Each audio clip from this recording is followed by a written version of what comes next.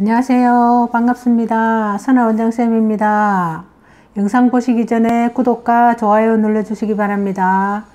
자, 자기계발에 도움을 주는 선아원장쌤입니다. 자, 오늘 제가 소개해드릴 책은요, 최강의 일머리라는 책입니다. 최강의 일머리. 능력을 2배로 인정받는 최강의 일머리. 엄청난 노력과 재능 스펙이 아니라 일머리의 차이가 성공을 결정한다 라고 합니다. 지난 10년간 세계 최고 엘리트들을 추적해 밝혀낸 압도적 성과를 내는 사람들의 비밀이 들어있습니다. 그리고 아마존 베스트셀러이고요. 뉴욕타임스와 워싱턴 포스트 추천 도서입니다. 글로벌 CEO와 비즈니스맨들이 강력 추천하는 도서입니다. 밀리언셀러 사람을 얻는 기술 저자의 최신작이라고 하네요. 레일 라운저 지음 김나연 옮김 토네이도에서 2019년 7월에 나온 책입니다. 자, 이 책은 정말 최강의 일머리라는 그 제목에 어울리게 굉장히 일머리에 대한 것들, 그리고 일머리를 잘 알려면 어떤 차례나 어떤 그런 것들을 일 차례라든지 그 다음에 어떻게 하면 가장 효율적으로 할 수 있는지 그런 것들을 알아야 되겠죠. 그런 것들이 많이 나와 있는 것 같습니다. 저도 읽으면서 깜짝깜짝 놀랐습니다. 자, 제가 한번 읽어보겠습니다. 자, 압도적 성과를 내는 사람들의 비밀. 분명 어떤 이들은 성공할 수 있는 모든 자질을 다 갖추고 있다. 회사 사람들 모두가 그를 인정한다. 이런 사람들은 쉽게 동료를 친구로 만들고 상사를 자신의 든든한 지원자로 만들며 유망 거래처의 신임을 얻는다. 그뿐일까? 좋은 특례와 임금 인상 그리고 승진까지도 매우 쉽게 거머쥔다. 이런 사람은 회사 모든 이의 존경을 한몸에 받으며 우리가 오를 수 있는 가장 높은 자리까지 단숨에 올라선다 라고 하네요. 대체 이들의 성공 비결은 무엇일까? 어쩌면 이 글을 읽고 있는 당신은 지금껏 그런 행운을 한 번도 누려본 적이 없을지도 모르겠다. 하지만 대부분의 사람이 그러하니 너무 심란해하지는 말자. 어쩌면 당신도 끊임없이 갈구하고 비난을 일삼는 상사를 모시고 있을지도 모르겠다. 당신의 직장에는 분명 다음과 같은 사람의 한둘은 존재할 것이다 라고 합니다. 가십을 일삼거나 사소한 일로 괴롭히거나 뒤통수를 쳐서 신경을 계속해서 긁어대는 동료들 말이다. 당신의 머리채를 잡아쥐고 하루 종일 흔들어대거나 반대로 당신이 머리채를 잡아 뜯어버리고 싶은 부하 직원들이 있을 수도 있다. 어디 그뿐이랴. 당신이 상대해야 하는 고객 중에는 사소한 것까지 트집 잡는 사람도 있고 뭐든 아는 척을 해야 직성이 풀리는 사람도 있으며 도무지 만족하는 법을 모르는 사람도 있다 라고 합니다. 이런 고객들을 상대하고 있으면 숨이 턱턱 막혀온다. 어릴 적에 미리미리 이런 사람들을 대하는 방법을 배웠더라면 좋았겠지만 어쩌겠는가. 부모님은 우리를 믿어 의심치 않았고 그저 잘한다고만 칭찬해 주었다. 선생님은 다양한 꿈을 꾸라며 우리를 격려해 주었고 심지어 우리가 무슨 말을 해도 열심히 들어주었으며 먼 미래가 다가왔을 때 어쩌면 우리가 실패할지도 모른다는 말은 절대 입 밖으로 꺼낸 적이 없었다. 친구들은 또 어떤가. 그때는 서로를 굳게 믿었고 함께 노는 것만으로도 즐거웠죠. 물론 이따금 온갖 종류의 괴롭힘을 일삼는 깡패 같은 친구들도 마주쳤지만 그때만 해도 어른이 되어 사회에 나갔을 때 이런 애들과 하루에 8시간씩 일주일에 닷새를 함께 보내야 한다는 생각은 전혀 하지 못했죠. 입 밖으로 내뱉는 말을 조심해야 할 정도로 느끼지 못했으며 내가 할 말이 원인이 되어 나중에 매우 끔찍한 결과를 초래할지도 모른다는 공포는 더더욱 남의 일이었다고 합니다. 그렇죠. 이런 생각을 하지 않고 대부분 어린 시절을 보내고 그 다음에 학창 시절을 보내게 되죠. 졸업 후 회사원이 되어서도 학창 시절과 그다지 다르지 않을 것이라 믿었을 것이다. 오히려 어서 회사에 나가기를 바랐을지도 모른다. 유쾌하고 쾌적한 업무 환경에서 일하며 당신의 역량을 마음껏 펼칠 수 있을 거란 단꿈에 푹 빠져서 말이다. 이렇게 사회에 나왔을 때 짜잔, 직장에서 벌어지는 일을 목격한 당신은 너무 놀라 넋이 나갈 것이다. 도무지 제정신이 아닌 것 같은 사람들을 상대하는 법도 직면한 문제들의 해결 방법도 모르는 데다가 아무 대비도 되어 있지 않은 혈혈단신이기 때문이다 라고 합니다. 분명 입사할 때만 해도 사수에게 업무와 관련된 설명을 들었겠지만 그 설명에서 까다로운 사람들이나 팝을 복잡한 기업 문화에 대한 언급은 없었을 것이다. 어리둥절한 당신, 이 회사나 업계에 오래 몸담은 누군가에게 몇 가지 질문을 하고 싶어도 그 질문들이 자신을 바보로 만들까봐 무섭기만 하겠죠. 게다가 새로 들어온 동료는 누가 봐도 아마추어 같은 행동만 일삼고 상사의 뒤통수를 치는 사람도 종종 목격할 것이다.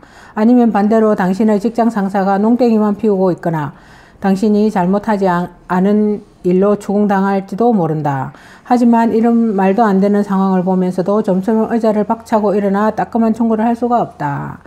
그러다가는 내 자리가 위태로워지기 때문이다. 시트콤 같은 역동적인 직장 생활은 평범한 일상과 결이 다르다. 직장에서 마주치는 개개인을 상대하기란 결코 쉽지 않다. 이 사람의 직책과 그 사람의 가진 편견 혹은 선입견, 그 사람의 상사와 인간관계까지 모두 고려해야 한다. 어디 그뿐일까? 이메일, 문자, 회사 메신저를 쓰고 화상회의를 준비하려면 제2외국어도 능통해야 한다. 여러분 중 누군가는 분명 업무와 관련하여 정강현실이나 비슷한 종류의 신기술을 활용해야 할지도 모른다. 지금까지 암울한 직장 생활에 대해 주저리 늘어놓았지만 그렇다고 여러분의 회사에 불이라도 지르고 싶은 마음은 제발 넣어두기를 바란다 라고 합니다. 대신 그동안 강의에서 만난 수많은 비즈니스맨들의 사례를 바탕으로 한 노하우와 지난 10년간 세계 최고 엘리트들을 추적해 밝혀낸 성공의 비밀을 이 책에 담았다 라고 합니다. 그래서 이 책을 여기 지금 말머리를 제가 읽어 드리는 이유는 이 책이 왜 필요한지를 적고 있어서 제가 한번 읽어 드렸습니다.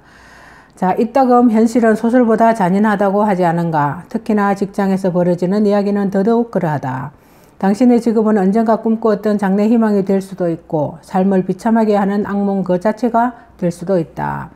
이 모든 것은 바로 당신의 태도에 달려있다. 지금까지 읽은 당신, 나의 태도에 달려있다고 자문할지도 모른다. 상사와 동료들이 문제라니까 하고 생각하니까 어쩌면 당신의 말이 맞을 수도 있다. 그 사람들의 문제의 원인일 수도 있으니까. 하지만 이 책에서 앞으로 다룰 일머리 법칙이라고 이름을 붙인 기술들을 제대로 잘 따라하기만 하면 상사의 신임을 얻고 동료들과 함께 힘을 합칠 수도 있으며 부하 직원도 헌신하며 따를 것이다. 무엇보다 중요한 것은 이대로만 하면 당신의 직장이 지금보다 훨씬 더 유쾌하고 생산적인 곳으로 변할 뿐 아니라 당신이 그토록 원하는 성공도 거머쥘 수 있다는 점을 명심하자라고 하네요. 자, 이 책의 좋은 점은 이런 점인 것 같습니다. 여기 다 나와 있고요. 말머리 책에서. 자, 일머리의 차이가 성공을 결정한다. 직장에서 궁극적으로 얻고 싶은 것은 무엇인가? 사회적인 성공과 계급 구조의 꼭대기에 서는 것이 당신의 목표인가? 오케스트라를 지휘하는 마에스트로처럼 휘하의 직원들을 지휘하고 최고의 상품이나 서비스를 제공하는 사람이 되고 싶은가? 여러 가지 되고 싶은 목표가 다르겠죠. 만약 꿈을 꾸고 있다면 꼭 알려둬야 할 것이 있다. 산 정상은 당신이 탐내는 것만 못할 수도 있다 라고 합니다. 높이에 따라 산소가 희박해 숨을 쉬는 것마저 힘에 부칠 수도 있고요. 몇 군데 안전망을 설치하고 팽팽하게 당긴 줄로 아무리 당신의 몸을 단단히 묶어 놓는다고 해도 단 한 번의 실수가 추락으로 이어질 수도 있고 규모가 큰 기업일수록 추락은 훨씬 길고 충격은 배가 되는 법입니다 라고 하네요. 단 한 번의 잘못이나 선택이나 경솔함으로 높은 자리의 경영자들이 발을 헛디뎠으며 그렇게 높은 위치에서 굴러떨어지면 당신은 회생이 불가능할 수도 있다라고 합니다. 만약 회사에서 높은 곳에 오르는 것이 당신의 목표가 아니라고 가정해보자. 그럼 당신은 그저 행복하게 일하고 커리어를 쌓는 것으로 만족감을 얻으며 이를 무사히 수행하는 데에서 성취감을 얻고자 할 것이다. 사실 이렇게 사소한 것부터 얻고자 하는 노력하는 사람이 가장 축복받은 사람이다. 그러나 안심할 수는 없다. 이런 행복을 얻으려는 이들도 언제나 올바른 선택을 해야 하기는 마찬가지이기 때문이다. 실수를 빠르게 회복하는 법, 덫을 피하는 법, 회사와 가족, 친구들, 그리고 무엇보다 자기 자신에게서 가치를 찾는 법을 배워야 한다. 자, 당신이 목표를 달성하기 위해 꼭 필요한 5가지 요소를 공개합니다. 자, 자신감과 배려심, 명확성, 신뢰도 공생하는 법. 이렇게 5가지가 있습니다. 자신감, 배려심, 명확성, 신뢰도 공생하는 법. 이렇게 있네요. 자, 자신감에 대해서 한번 읽어볼게요. 자신감이 없다면 어떻게 다른 이에게 나를 존중해 달라고 할 수 있겠는가? 자신감을 다루는 첫 번째 파트에서는 타인에게 본인의 충만한 자신감을 효과적으로 드러내는 방법에 대해 이야기한다. 직장 내 관계 전반에서 당신을 만나는 모든 이들에게 100% 충전된 자신감을 넘치는 모습을 보여줄 수 있을 것이다. 이렇게 자신감이 넘치는 것이야말로 가장 첫 번째라고 하네요. 자, 두 번째는 배려심이 있습니다. 자, 남들은 당신이 얼마나 배운 사람인지 신경 쓰지 않는다. 당신이 남들을 얼마나 배려하는 사람인지 알기 전까지는 이 말을 언제나 마음속에 품고 일해보자. 안타깝지만 실천은 쉽지 않다. 이 책에서는 당신이 동료를 진심으로 아끼고 배려하고 있다는 것을 직장 내 사람들에게 확실히 각인시켜주는 방법에 대해 이야기한다. 자, 이렇게 배려시면 다른 사람은 별로 신경을 쓰지 않고 있다고 하죠. 정말 그것이 배려심인지 아닌지 시간이 좀 지난 후에 알 수 있다고 적어 놓고 있습니다. 자, 그 다음에 명확성인데요. 일을 할 때 의사소통이 명확히 되었는가를 우연에 맡겨 결과를 확인할 수는 없다. 그러기에는 위험성이 너무 높다. 이따금 동료에게 무엇인가를 설명한 후 한 번쯤은 이렇게 소리를 지르고 싶지 않은가. 내가 지금 한 말을 당신이 완벽히 이해했다고 믿는 모양인데 내가 말한 것은 그게 아니야. 당신이 듣고 싶은 대로 들어버렸잖아. 이 골치 아픈 문제를 해결할 방안은 손에 꼽게 드물다. 대화는 양방의 의사소통이므로 화자, 청자 어떤 입장에서든 접목할 수 있는 해결법을 함께 고민해 본다. 그 다음에 신뢰도가 있습니다. 신뢰도가 떨어지는 말은 속이의 경읽기보다 못하다. 이런 실수를 반복한다면 당신이 하는 모든 말들은 가치가 떨어지고 결국 아무도 당신을 믿지 않을 것이다. 이 파트에서는 당신의 신뢰와 믿음을 거머쥐는 기술과 함께 동료들에게 존중받는 법을 살펴본다 라고 하네요. 자, 그 다음에 마지막으로 5번째, 공생하는 법이 있습니다. 함께 일하는 사람들만 없어져도 직장에서 일하는 것이 훨씬 수월해지지 않을까. 글쎄, 가까운 미래에는 그렇게 될지 모르지만 일단 지금은 살아 숨쉬는 인간들과 함께 부대끼며 일을 해야 한다. 이 파트에서는 문제를 일으키는 몇 가지 유행의 사람을 파헤쳐보고 그것을 어떻게 다뤄야 할지도 고민해 본다 라고 나와 있네요. 우리 중 누구도 이런 사람들 때문에 고통받으며 감정적으로나 업무적으로나 망가져서는 안 된다. 지금 직장 생활은 예전과 비교하면 훨씬 힘들다라고 합니다. 앞서 말한 5가지 성공적인 요소를 온라인 책상에서도 증명해야 하니 말이다. 자, 그럼 힘차게 시작해보자 라고 하네요. 그렇죠. 이렇게 옛날보다는 확실히 많이 더 어려워지고 더 관계가 중요해지고 더 복잡해진 것은 사실인 것 같습니다. 그런데 그 어떤 근본적인 그거는 똑같다고 생각합니다. 여기 나온 자신감, 배려심, 명확성, 신뢰도, 공생하는 법 이런 것들이 이 저자는 이렇게 말했지만 여기보다 더 중요한 부분도 있을 수 있고요. 그 어떤 진실된 마음 그런 것들은 변하지 않았다고 생각하거든요. 저는 그 5가지도 중요하지만 그것보다 오히려 더 저는 제 생각에는 진실성 있게 일하는 법. 다른 사람이 보든 안 보든 그렇게 어떤 사람을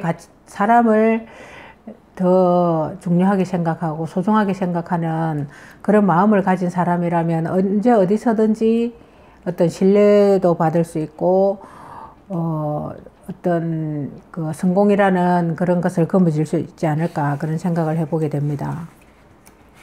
제가 이 책을 읽으면서 좀 많은 생각을 하게 되었고요. 저도 교사라든지 주위 종사자들을 많이 이렇게 대하면서 어떤 그런 운영을 해봤는데 그런 것들에는 역시 제일 중요한 것은 사람과의 관계였더라고요. 지금 생각해 보니까. 자, 당신은 한순간에 결정된다 라고 합니다. 자신감을 가감없이 드러내는 것이 왜 중요할까? 이렇게 생각해 보자. 당신이 다른 사람보다 나이가 조금 많다는 걸 누가 알고 있는가? 당신이 태어난 이후로 매일 매 순간을 함께 보내고 있는 사람은 누구인가? 당신이 살면서 무슨 말을 했고 무슨 행동을 했는지 일거수일투족을 모두 지켜본 사람이 있는가? 그건 바로 당신이다 라고 하네요. 책에서도 설명했던 것처럼 자신하고의 싸움인 것 같습니다. 자신이 가장 본인을 잘 알게 되고 다른 사람이 아닌 오직 당신만이 알 수 있는 것, 그런 것들이 있죠. 당신의 행동이 자신감에서 비롯된다는 것들을 말이다. 세상 대부분의 사람들이 그러하듯 당신 또한 심각한 자신감 부족을 겪고 있다 하더라도 그것을 직장에서까지 드러내고 싶지는 않을 것이다. 직장에서만큼 당신이 원하는 모든 것을 이루어낼 수 있는 사람처럼 보여야만 하니까. 그러나 불행히도 당신이 두려움이나 불안감을 느낄 때면 몸 안에서 무수히 많은 변화가 일어나기 때문에 그것을 타인에게 숨길 수가 없다라고 합니다. 그렇죠. 그런 것들이 어떤 심리적인 부분인데 그 사람을 싫어할 경우에는 티가 나죠. 누구든지.